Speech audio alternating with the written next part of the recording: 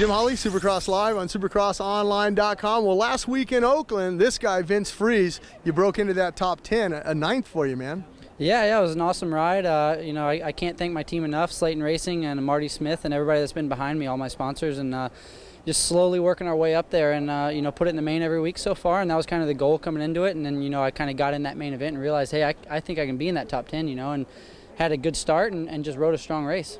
You mentioned the starts, and I was watching the heat race. That's where you're getting into those mains at. I mean, you're having killer starts in the heat race, and that's half the battle. I mean, you're finishing up 6th, 7th in the heat race, but that's transferring right into that main, and you're staying out of that LCQ. Yeah, I do everything I can to avoid that and try to keep that rolling.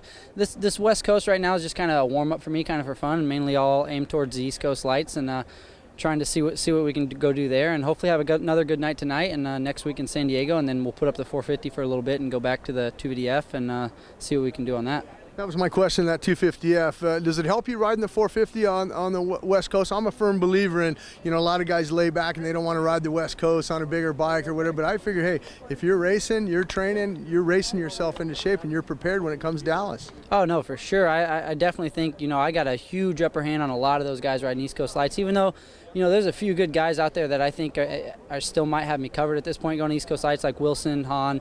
There's going to be, Wharton, guys that have won races before that have they've done more than I have in the lights class, but I feel like, I might be being able to get up to their level by doing this, riding every weekend with the fastest guys there is, starting up front. Last weekend I ran 5th half the race, and that's helping me so much, I feel like, and I think I'm going to get out there with those lights guys and really be able to, battle up with those top 2 or 3 guys.